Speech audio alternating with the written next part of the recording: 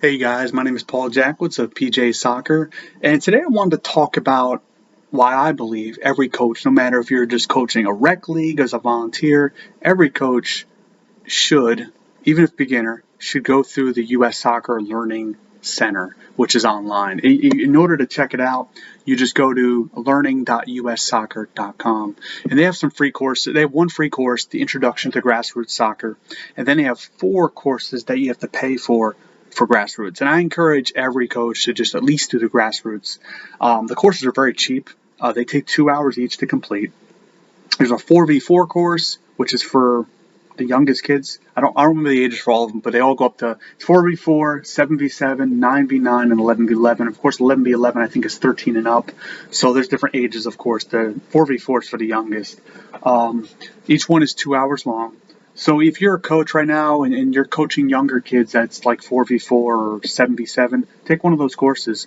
The course is actually only $25 each. So in all, if you took all 4, it's only $100, which is not a lot of money, right? So you could take your time with them. I've taken 2 of them already, the 4v4 and 7v7. I'm going to take the 9v9 and 11v11. I really want to do the 11v11 because I coach 11 on 11 right now. But what's encouraging, I mean, I've learned a lot of things myself over the past 8 years, and I do a lot of the things that it tells you to do, which is great. But I think there's a lot of, especially the plan for the way they want you to set up your practices, or they encourage you to set up your practices, which is the U.S. soccer model, I guess, is play, practice, play. And if you're just going to take one thing out of this video, what you should do is when your kids show up, have them scrimmage.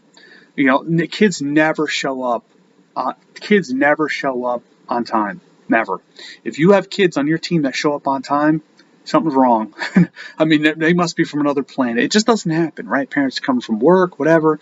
So what you should do is, say you have 4 kids that show up out of your 10. I don't know how many kids are on your team, whatever. Depends on, size of your team. Like, I have an 11v11 team. We have up to like 20 kids. But say you're doing a 10v10, or say, I mean, not 10v10, but like a 10 and 12 kid team, and 4 show up on time.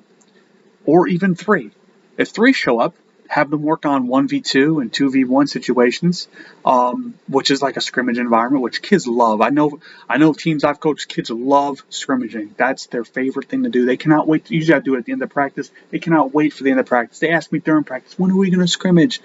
But I'm going to start instituting this because I just went through the courses, but it goes play, practice, play. And again, the beginning is you want to have them just scrimmage. Again, work on 1v1. If you got 2 kids that show up, 1v1 them. Have them 1v1 each other. And even as a coach, you can step in and work on 2v1, 1v2.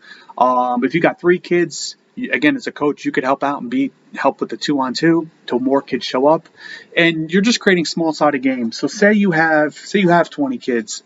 You could set up 2 little mini soccer fields and have them do 5v5, for like 30 minutes, for like the first 30 minutes, depending on how long your practices are. And then during that time, you want them to work on a skill too. The best thing to do is have them try to work on finding openings, right? Because that's a key. Depending on the age, let's say, for instance, finding openings. Can you find an opening? How are you going to help them learn that as players? So you want them to work on a skill for sure. And again, this is where the U.S. Soccer Learning Center thing is so huge, the grassroots, because they give you a lot of information like this. And I can't really go into it in detail because honestly, I can't remember everything off the top of my head. That's why it's important to check this out. And I think it's just really, really good. As a coach, it just gives you other ideas. And yeah, just really beneficial. Plus, you can say once you finish the course, you're technically a licensed grassroots coach, which is really cool. So yeah, it's a nice thing to have, but I think every coach should do it. Again, the price is cheap. Even if you just take one course, it's $25, and it's just online. All the courses are online. You can take. There's an online, and then there's a one that's in person too. The in person is, I think you have to actually do some of it online, and then you go in person. I just did the online versions right now.